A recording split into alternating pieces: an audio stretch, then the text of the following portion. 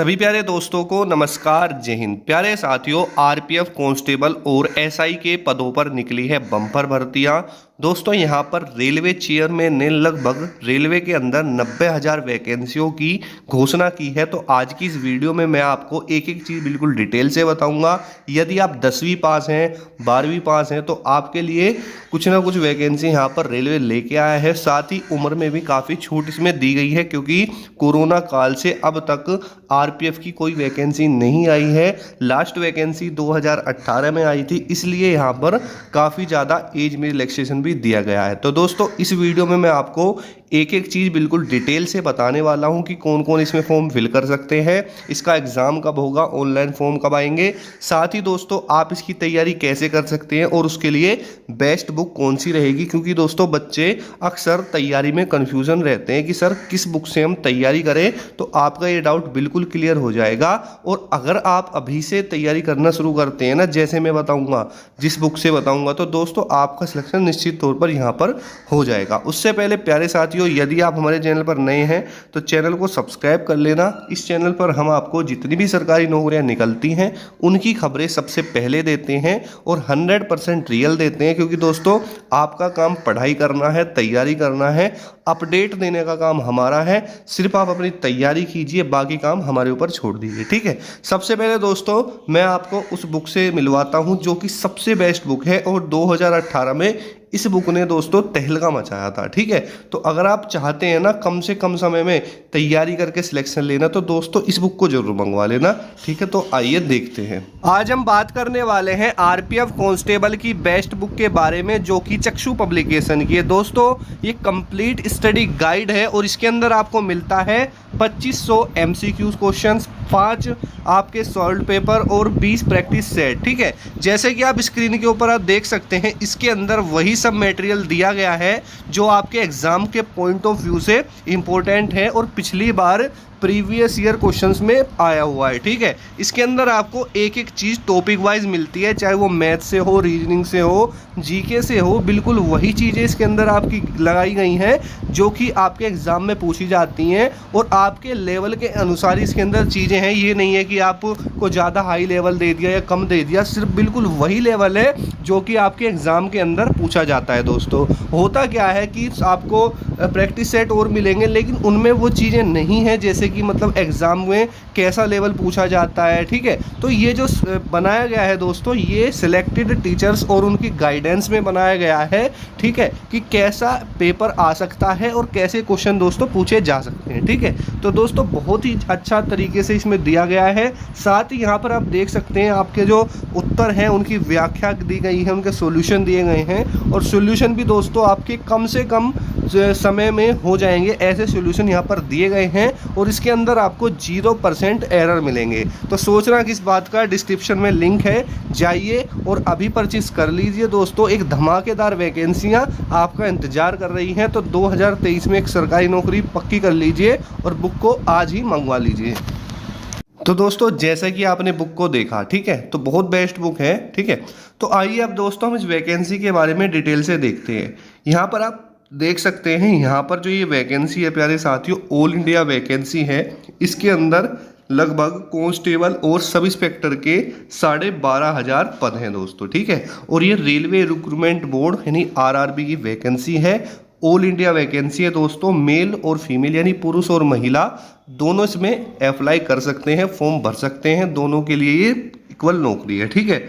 आइए दोस्तों सैलरी की बात करें तो दोस्तों इसमें आपका जो आपकी सैलरी है लगभग 5200 रुपये से लेके 20,200 की ये ग्रेड है। लेकिन लगभग सैलरी आपको स्टार्टिंग में इसमें 32,000 के समथिंग में यहाँ पर दी जाती है, ठीक है। यानी 32,000 आपकी स्टार्टिंग इसमें सैलरी है, उसके बाद ये बढ़ जाती है। अगर हम बात करते हैं तो ये कैटेगरी आपकी रेलवे गवर्नमेंट जॉब, और यहाँ पर आप वेबसाइट देख सकते हैं ऑफिशियली इंडियन रेलवे की है, ठीक है। आइए दोस्तों आगे की तरफ चलते हैं। यहाँ पर हम देखेंगे फीस के लिए। दोस्तों जब आप एप्लीकेशन फ़ीस भरते हैं यानी फॉर्म भरते हैं तो यहाँ पर जनरल ओबीसी ईडब्ल्यूएस के लिए 500 रुपये फ़ीस है, जो कि एग्ज़ाम के बाद यानी सीबीटी जो आपका टेस्ट होता है उसके बाद में आपको रिफ़ंड कर दी जाती है। ठीक है, ऐसा नहीं कि वो आपके पैसे रखेंगे, आपको रिफ़ंड कर देते हैं। ठीक है, SC ST के लिए दोस्तों यहाँ पर 250 रुपये यानी 250 रुपये है, ये भी आपकी रिफ़ंड की जाती है सीबीटी यानी कंप्यूटर बेस्ड टेस्ट के बाद में, क्योंकि आपकी परीक्षा ऑनलाइन होती है और उसी को ही हम सीबीटी बोलते हैं। पेमेंट मोड ऑनलाइन रहेगा आपका। ठीक है, उसके बाद में इंपॉर्टेंट डेट्स जैसे कि मैं आपको यहाँ पर बता के चलूँ तो दोस्तों जून, ठीक है, यानी जून का जो लास्ट वीक है ना उसमें आपके ऑनलाइन फॉर्म निकलने के 100% चांस हैं, 100%। ठीक है, और आपकी दोस्तों जो परीक्षा है ना अगस्त में स्टार्ट हो जाएगी, यानी लगभग आपके पास 1 से 1.5 महीना ही अभी बचा है, 45 दिन है। ठीक है, तो ये 45 दिन आपको अच्छे से यहाँ पर इस्तेमाल करने हैं। आगे की बात करते हैं, यहाँ पर अगर हम देखें post name, eligibility, vacancy details और क्वालिफिकेशंस। ठीक है, तो दोस्तों यहाँ पर अगर हम बात कर ले एज लिमिट को लेकर तो दोस्तों the age limit for RPF constable recruitment 2023 is 18 से 25 ईयर। ठीक है, यानी दोस्तों जो आपकी एज लिमिट है जनरल कैटेगरी की वो कितनी है, 18 से 25 वर्ष इसमें दी गई है, इतनी होती है। लेकिन इस बार आपको 2 साल का एज रिलैक्सेशन यहाँ पर दिया जाएगा, क्योंकि आपने देखा होगा कि SSC GD में भी यहाँ पर एज रिलैक्सेशन मिला है 2 साल का। ठीक है, तो यहाँ पर जनरल कैटेगरी की जो एज लिमिट हो जाएगी वो 18 से 27 वर्ष दोस्तों हो जाएगी। EWS की बात करें तो दोस्तों अब से पहले कभी भी RPF में जब भी वैकेंसी आई है तो EWS नहीं था, तो फर्स्ट टाइम है। हो सकता है छूट मिले, हो सकता है जनरल कैटेगरी के जितने ही एज लिमिट हो सकता है ज़्यादा मिल जाए, तो ये नोटिफिकेशन आने पर ही पता लगेगा। लेकिन 2 साल की छूट 100% मिलेगी जनरल कैटेगरी को 18 से 27 वर्ष और OBC कैटेगरी की 18 से लगभग 30 वर्ष हो जाएगी। और अगर हम बात करते हैं यहाँ पर ST की तो उसमें 5 साल का छूट दिया जाता है। ठीक है, अब यहाँ पर आप देख सकते हैं 10वीं पास वालों के लिए वैकेंसी है। कांस्टेबल मेल और फीमेल की कितनी है, लगभग 10,000 वैकेंसियाँ हैं कांस्टेबल में। इसके लिए 10th पास है दोस्तों, चाहे आपके 34% नंबर हो चाहे 33% नंबर हो, उस चीज़ से मैटर नहीं करता। मेरे पास बच्चे कमेंट करते हैं कि सर 10वीं में कितने नंबर होने चाहिए, तो दोस्तों कुछ मैटर नहीं करता, सिर्फ आप पास होने चाहिए। ठीक है, उसके बाद दूसरी जो पोस्ट है उसका नाम है SI यानी सब इंस्पेक्टर। इसकी लगभग आपकी 2500 वैकेंसियां हैं, जिसके लिए आप ग्रेजुएशन होने चाहिए, BA हो BSc जो भी हो, आपके पास डिग्री होनी चाहिए दोस्तों। ये दोस्तों आपकी डिटेल्स हैं जो आपके सामने हैं आपकी सैलरी को लेकर। तो जैसा कि मैंने बताया था कि आपको जो कांस्टेबल के पद में जो ट्रेनिंग पर मिलती है लगभग 21,000 के समथिंग में सैलरी मिलती है ट्रेनिंग पर।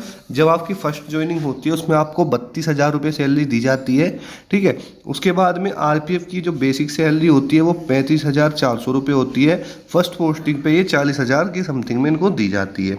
अब अगर हम बात करते हैं फिजिकल एलिजिबिलिटी को लेकर, ठीक है, तो फिजिकल में क्या क्या चीज़ आती है वो मैं आपको यहाँ पर बता देता हूँ। सबसे पहले दोस्तों हम यहाँ पर मेल के लिए बात करते हैं, फॉर मेल कैंडिडेट PST, इसको बोलते हैं दोस्तों फिजिकल स्टैंडर्ड टेस्ट। ठीक है, तो अगर सबसे पहले दोस्तों हम यहाँ पर बात कर लेते हैं हाइट की, तो मेल कैटेगरी के अंदर और यहाँ पर जनरल OBC और SC के लिए जो हाइट है 165 सेंटीमीटर है। चेस्ट की बात करें तो 80 सेंटीमीटर आपकी होनी चाहिए बिना फुलाई यानी बिना एक्सपेंड के और 5 सेंटीमीटर का आपका दोस्तों छाती में एक्सपेंड होना चाहिए, फुलाव होना चाहिए।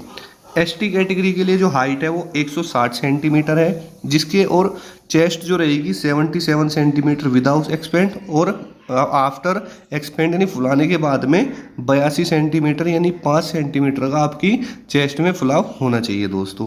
यहाँ पर गढ़वाली, गोरखा, मराठा, डोगरा, कुमाऊं और अदर कैटेगरीज के लिए जो हाइट है वो 163 सेंटीमीटर है और चेस्ट विदाउट एक्सपेंड 80 सेंटीमीटर और आफ्टर 85 सेंटीमीटर। ठीक है, ये मेल क्राइटेरिया है।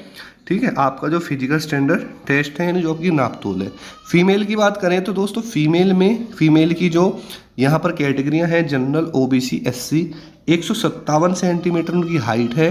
ठीक है, एसटी कैटेगरी के अंदर 152 सेंटीमीटर हाइट है। चेस्ट रिक्वायरमेंट नहीं है।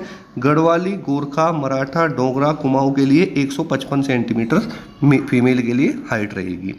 अगर दोस्तों हम यहाँ पर बात करते हैं पीईटी यानी फिजिकल एंड्योरेंस टेस्ट की क्या रहेगी, तो मेल के लिए बात करते हैं तो सबसे पहले दोस्तों आपकी 1600 मीटर की रनिंग होती है, जिसके लिए आपको 5:45 का समय मिलता है, 5 मिनट 45 सेकंड का। उसके बाद सेकंड स्टेज में लॉन्ग जंप होगी, जिसके लिए आपको 14 फीट की लॉन्ग जंप लगानी है। उसके बाद आपकी हाई जंप होती है। हाई जंप दोस्तों 4 फीट की होती है। ठीक है, ये आपका मेल के लिए होता है। इसके लिए आपको कोई नंबर नहीं दिए जाते, ये सिर्फ क्वालिफाई होता है। फाइनल मेरिट आपकी सीबीटी एग्ज़ाम पर ही बनती है। उसके बाद बात करते हैं फीमेल कैटेगरी की। तो दोस्तों फीमेल कैटेगरी में जो आपकी रनिंग है वो 800 मीटर की होती है, जिसके लिए आपको 3 मिनट 40 सेकंड का दोस्तों समय दिया जाता है। लॉन्ग जंप फीमेल की 9 फीट होती है और हाई जंप 3 फीट होती है। ठीक है, उसके बाद में यहाँ पर आपका जो सिलेक्शन प्रोसेस होता है उसकी बात कर ले तो दोस्तों सिलेक्शन प्रोसेस में आपका सबसे पहले यहाँ पर क्या होगा दोस्तों, आइए जानते हैं। तो सिलेक्शन प्रोसेस में दोस्तों आपका सबसे पहले कंप्यूटर बेस्ड टेस्ट होता है। ठीक है, जो कि आपका ऑनलाइन होता है। ठीक है, उसके बारे में आपको अभी बताऊंगा किसके कितने क्वेश्चन आते हैं। उसके बाद आपकी लिस्ट आती है, वैकेंसी से लगभग 8 या 10 गुना बच्चों को पास किया जाता है फिजिकल के लिए। उसके बाद आपका पीईटी पीएसटी होता है। पीईटी दोस्तों आपकी नापतोल होती है, जो भी पीएसटी वगैरह। ठीक है, उसके बाद आपका डॉक्यूमेंट वेरिफिकेशन होता है और उसके बाद मेडिकल एग्जामिनेशन होता है। उसके बाद आपकी दोस्तों फाइनल मेरिट लग जाती है। ठीक है, अब देखिए यहाँ पर अगर हम एग्ज़ाम की बात करें सबसे मेन तो यही है, इसके बिना तो सब कुछ ही दोस्तों बेकार है। आपका जो दोस्तों एग्ज़ाम होता है वो ऑनलाइन होता है। आपको 90 मिनट का समय दिया जाता है, लगभग 1.5 घंटा, 1 घंटा 30 मिनट का आपको टेस्ट में समय दिया जाएगा। ठीक है, जिसके अंदर नेगेटिव मार्किंग आपकी कितनी होती है दोस्तों, 1/3 की होती है। ठीक है, कितनी 1/3 की आपकी नेगेटिव मार्किंग होती है। अगर आप 3 क्वेश्चन गलत कर देते हैं तो आपका एक सही वाला भी गलत हो जाएगा दोस्तों। ठीक है, आप समझ रहे हैं मेरी बात को। आपके नंबर ऑफ क्वेश्चंस की जो संख्या होगी 120 आएगी, यानी आपके टोटल क्वेश्चन 120 आएंगे और एक क्वेश्चन का आपका 1 नंबर होता है, यानी 120 नंबर का ही आपका दोस्तों पेपर भी यहाँ पर आता है। देखिए दोस्तों, अब आप जैसे कि स्क्रीन के ऊपर यहाँ पर देख पा रहे होंगे, रीजनिंग से आपके 35 क्वेश्चन आते हैं। ठीक है, जो कि 35 नंबर के ही होते हैं। मैंने आपको बताया 1 नंबर का 1 क्वेश्चन आता है। मैथ में 35 क्वेश्चन 35 नंबर। जीके आपके 50 क्वेश्चन आते हैं 50 नंबर के। इस तरीके से दोस्तों आपके 120 नंबर का ये टेस्ट होता है। ठीक है, तो आपको जी जान से इसी की मेहनत करनी है, क्योंकि जो सिलेक्शन होता है ना इसी से होगा। फाइनल मेरिट कट ऑफ भी इसी से बनती है। फिजिकल में भी आप इसी से जाएंगे। जो मैंने आपको बुक बताई है उसकी लिंक डिस्क्रिप्शन में दी हुई है, उसको मंगा लो। मैं ये कह रहा हूँ 90% पेपर उसी में से आपको मिल जाएगा। ठीक है, अगर अब उसमें आप करते हैं ना, अब ये देखिए अगर आप 70 से 75 कर रहे हैं ना, तो 10 या 15 दिन के बाद ना आप लगभग 90+ करने लगेंगे। ठीक है, ये है। बाकी मैं एक वीडियो बनाऊंगा कि आपको स्ट्रेटेजी क्या रखनी है सिलेक्शन प्रोसेस के लिए और कैसे आपको तैयारी करना है, सब कुछ एक वीडियो में डिटेल से बताऊंगा। टाइम टेबल कैसे बनाएं। ठीक है दोस्तों, मैं खुद आरपीएफ में सिलेक्टेड हूँ। ठीक है, तो यहाँ पर आप देख पा रहे होंगे जैसे कि मैंने आपको बताया, तो बहुत जल्द आपका दोस्तों यहाँ पर डिटेल्स भी आ जाएंगी। ठीक है, तो आप लोग अपनी तैयारी को जो है जारी रखिए। ठीक है, आपको अगर हम बात करें कि डॉक्यूमेंट क्या क्या चाहिए अपने, तो डॉक्यूमेंट के लिए दोस्तों आपकी सबसे पहले 10th की मार्कशीट होनी चाहिए। दूसरा दोस्तों आपका आधार कार्ड, और आपकी आधार कार्ड और 10th की मार्कशीट में आपका नाम, आपके पिताजी का नाम, आपकी डेट ऑफ बर्थ सेम होनी चाहिए, कुछ भी अलग नहीं होना चाहिए। फ़ोटो थोड़ा बहुत चेंज हो जाता है, कोई दिक्कत नहीं, क्योंकि आधार कार्ड पहले बनता है। तीसरी चीज़, अगर आप EWS SC ST OBC में है तो अपना कास्ट सर्टिफिकेट बनवा लेना। ठीक है, यही चीज़ें होती हैं इसमें, और कुछ नहीं होता। ठीक है, तो दोस्तों अगर आपको नॉलेज अच्छी लगी हो तो चैनल को सब्सक्राइब करें, लाइक करें और अपने दोस्तों के साथ शेयर करें। साथ ही दोस्तों तैयारी पर ध्यान दें। जब भी जिस दिन भी आपके ऑनलाइन फॉर्म आएंगे ना, उससे मैं 2 घंटे या 3 घंटे पहले आपको वीडियो बना कर दे दूंगा कि आज आपके ऑनलाइन फॉर्म आने वाले हैं। ठीक है, साथ ही जितनी भी सरकारी नौकरी आती रहेंगी हम आपको खबरें देते रहेंगे। ठीक है, तो आप चैनल को सब्सक्राइब कर लीजिए, आपको खबरें घर बैठे दोस्तों मिलती रहेंगी। ठीक है, तो जय हिंद जय भारत दोस्तों।